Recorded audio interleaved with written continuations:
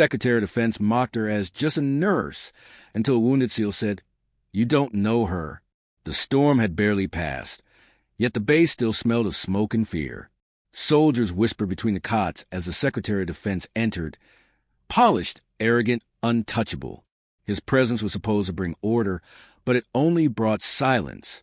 Then he saw her, a calm nurse kneeling beside a bleeding soldier, hands steady, eyes unwavering.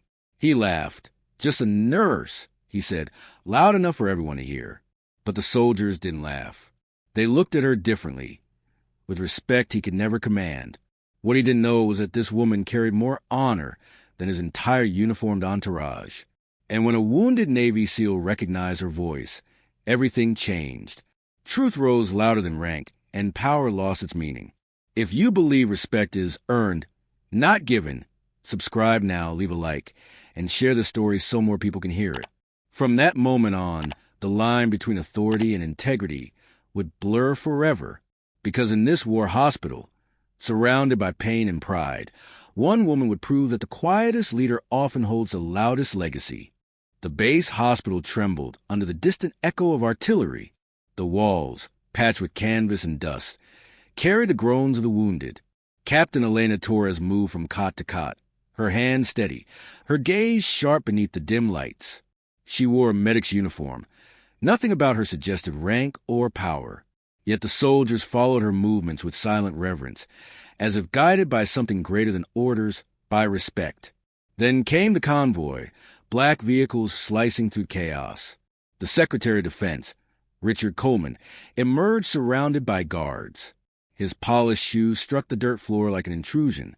Conversations halted. Even the wounded tried to sit up. Power had arrived, but not the kind that healed. His eyes scanned the room, lingering briefly on Elena before dismissing her entirely. "Who's in charge here?" he demanded, voice cutting through the air. An officer pointed hesitantly toward Elena, but before the gesture could settle, Coleman frowned. "Her? She's just a nurse." The words echoed like a verdict. Soldiers froze. Elena didn't. She simply adjusted her gloves and continued treating a soldier whose pulse was fading fast. Her silence was louder than protest. The secretary watched her for a moment, irritated by her calm. "Do you know who you're speaking to?" he pressed. Elena looked up, not defiant, not afraid, just unshaken. "A man with authority," she said softly, "but not with patience." It was enough to make the officers shift uneasily. Coleman scoffed, turning away, hiding the sting of her composure behind a smirk. Outside, the wind carried the scent of metal and rain. Inside, the atmosphere thickened. Coleman began inspecting the area, issuing orders no one really followed. Elena's quiet efficiency made his words seem hollow. Every movement she made carried purpose, a contradiction to his theatrics. She didn't need power to command attention. Her presence did it for her.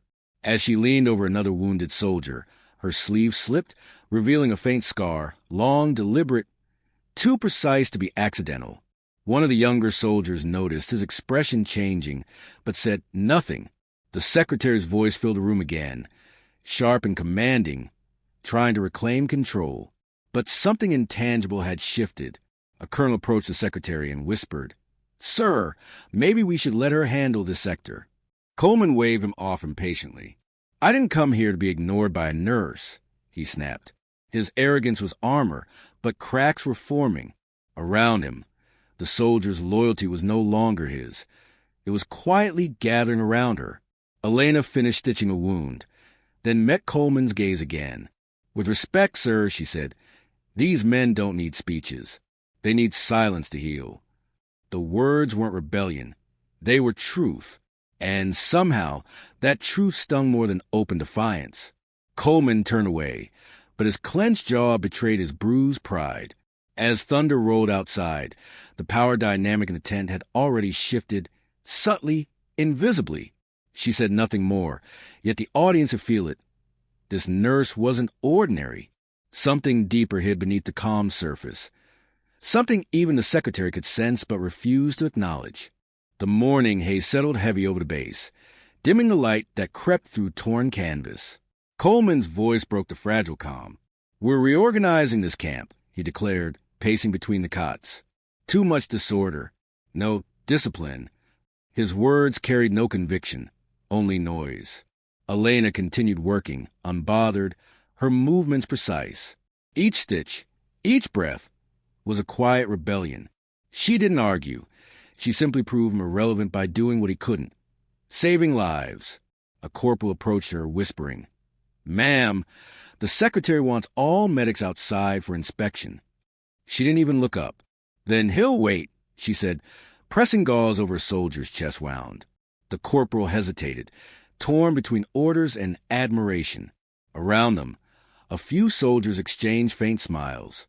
The tension was subtle, but real. Power was shifting, one heartbeat at a time. Coleman noticed a hesitation and strode over, his polished shoes splashing through muddy water. "I gave an order," he snapped. Elena finally looked at him, her eyes calm, unreadable. "And I gave mine," she replied. The silence that followed was almost sacred. Even the wind seemed to pause. It wasn't defiance.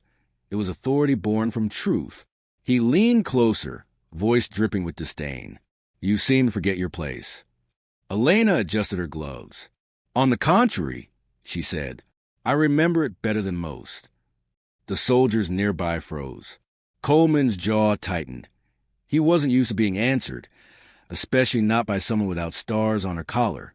That quiet confidence made him furious, because it wasn't rebellion. It was self-control.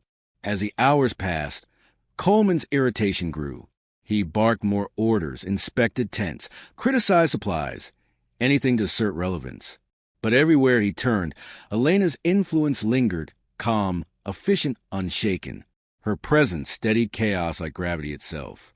Every life she touched became a silent reminder of what real leadership looked like. In the mess tent, 2 officers whispered, "She's been here since dawn. Hasn't stopped once." The other nodded. "And noticed something? No one questions her." Those whispers spread, weaving through the ranks. Coleman's authority was no longer feared. It was pitted. Soldiers obeyed out of habit, not respect. At dusk, a storm brewed outside.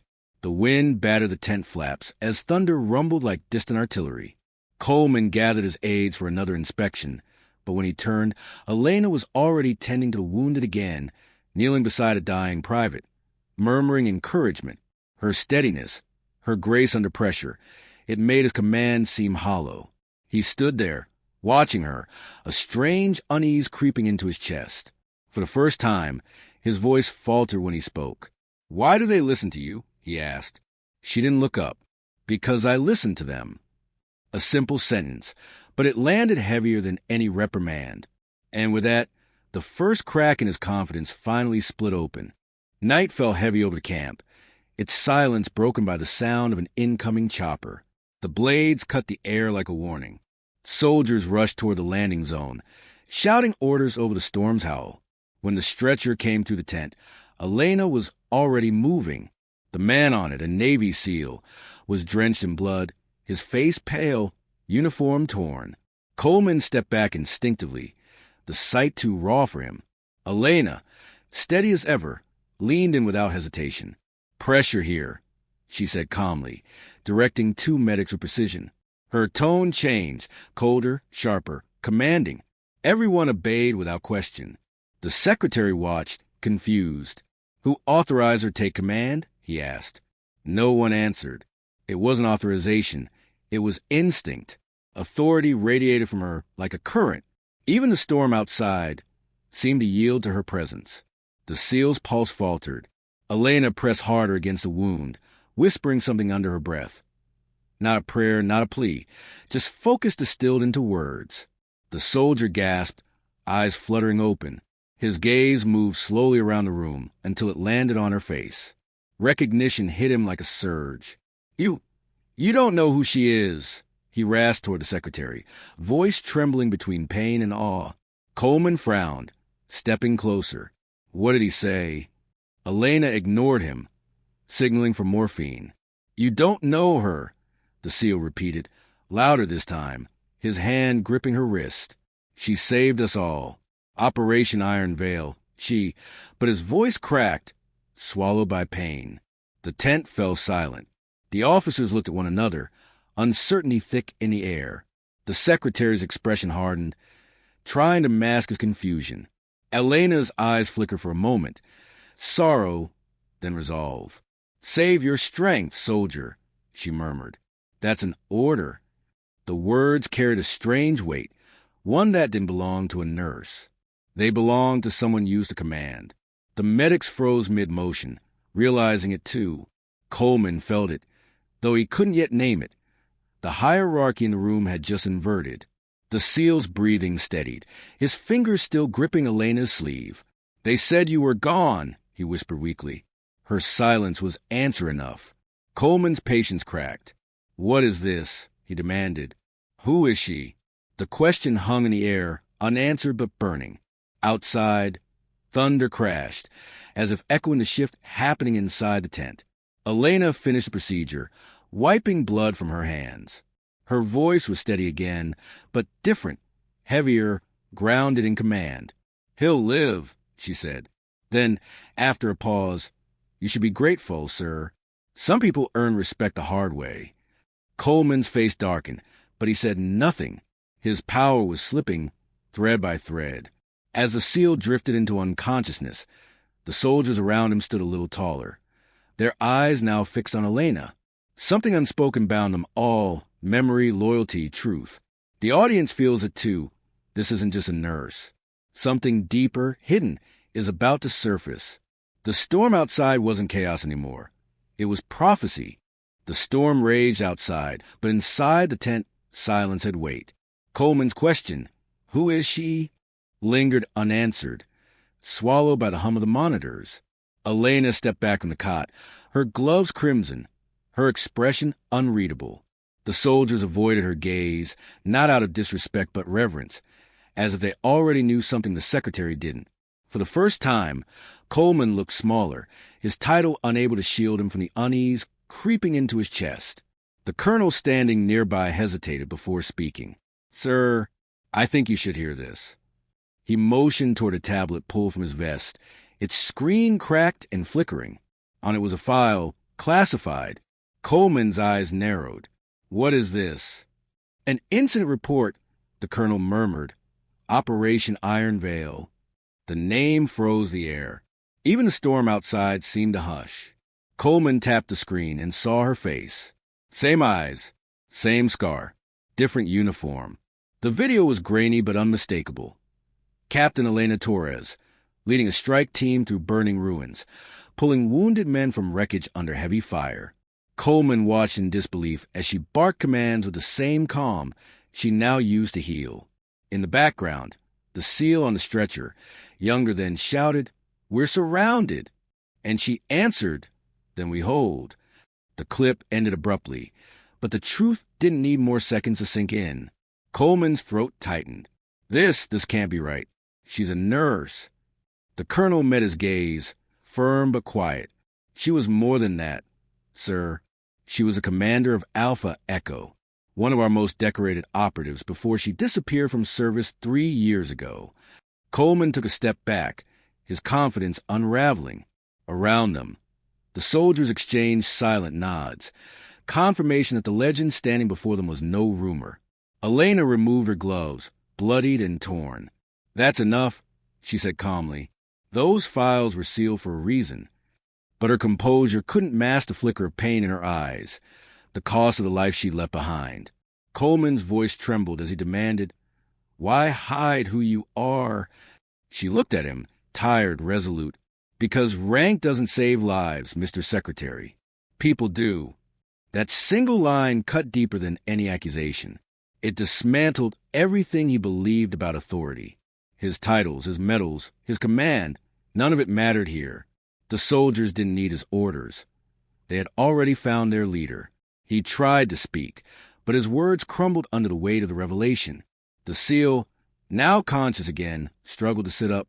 "She carried us out," he said hoarsely. 5 men trapped under fire. She didn't wait for command approval. She went back 3 times.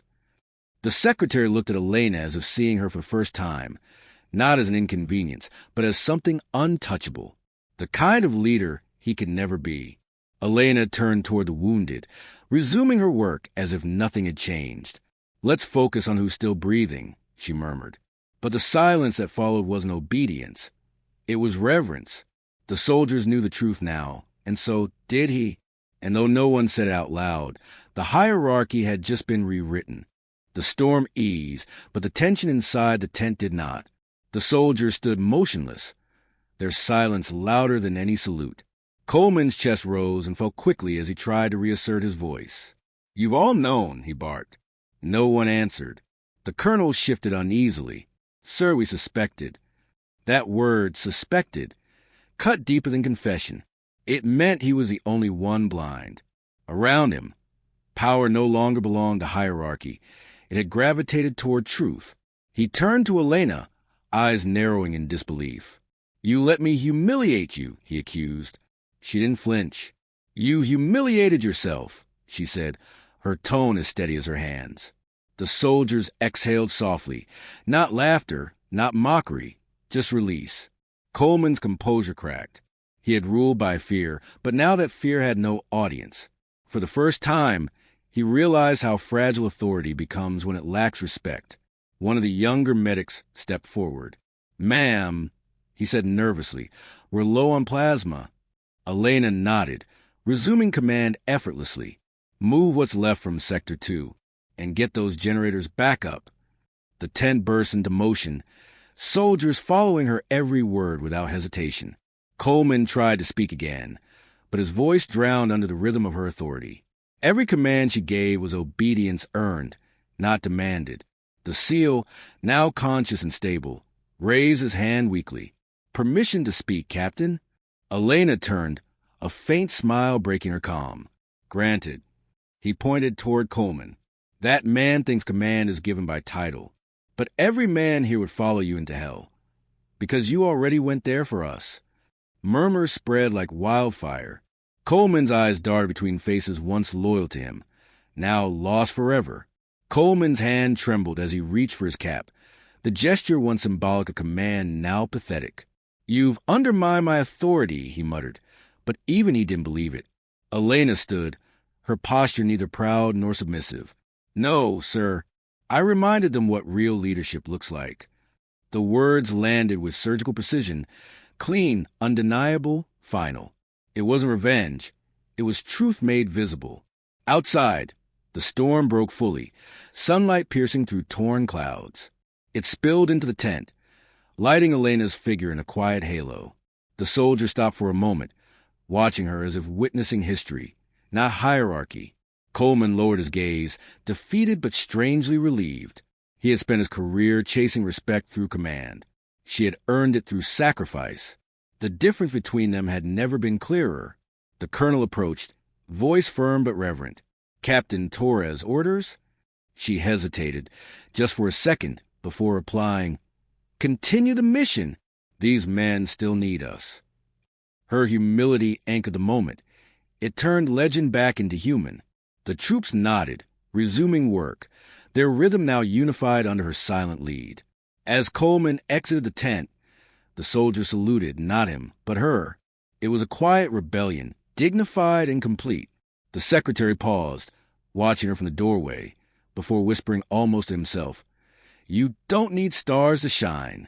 Outside, the light grew stronger, and the sound of duty replaced the storm's roar. The day after the storm, the base had changed.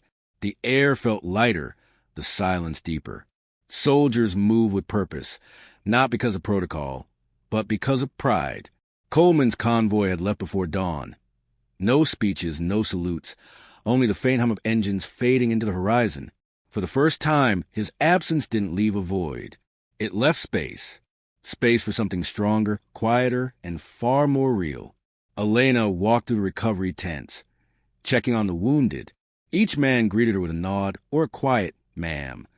No fanfare, no ceremony, just respect. She adjusted a bandage here, offered water there, her calm presence anchoring the chaos around her. To them, she wasn't a myth anymore. She was proof that true strength doesn't announce itself. It endures. Outside, the colonel approached her. "Command wants you reinstated," he said. They saw the footage. Elena shook her head. Tell them I'm exactly where I'm needed. Her eyes drifted toward the soldiers rebuilding the perimeter. I've had enough of medals. I prefer results. The colonel hesitated, then smiled faintly. Understood, Captain. The SEAL she had saved limped toward her, one arm in a sling. You could have let me die and kept your secret, he said. She looked at him, eyes soft. And live with that choice? No. He nodded slowly. The men are saying you should lead again. She chuckled lightly. Leadership isn't promotion. It's a burden you carry for others. That night, under a clear sky washed clean by the storm, Elena stood outside the medical tent. The stars shimmered above her, distant, silent, eternal. She thought of all the lives lost under those same constellations, of the weight of decisions made in darkness. For a moment, she closed her eyes, whispering a prayer not for victory, but for peace. In the distance, headlights appeared. Coleman's vehicle stopped briefly near the checkpoint. He didn't get out, but the window rolled down. Their eyes met across the open field, his filled with humility, hers with forgiveness. He gave a slow nod before driving on. The gesture was small, but it carried the weight of an apology words could never match. As dawn broke, Elena returned to her work. The camp was alive again, laughter mixing with the sound of hammers. Hope reborn from ruin. A medic passed by, murmuring, "She's still just a nurse." But this time, it wasn't mockery. It was reverence. Words that once diminished her now defined her greatness. The camera would fade on her hands. Scarred, steady, human. Hands that healed, led, and defied power without needing to destroy it. Her voice, quiet but resolute, would echo the final image. Titles fade. Integrity doesn't. And as the screen dimmed, a final line appeared. She never asked to lead, but when the world fell silent, she did. If this story moved you, subscribe now and help us tell more untold stories of courage and redemption. Leave a comment with your thoughts. Every voice helps this mission grow. More stories like this are already on the way. Don't miss our next revelation from the heart of the battlefield.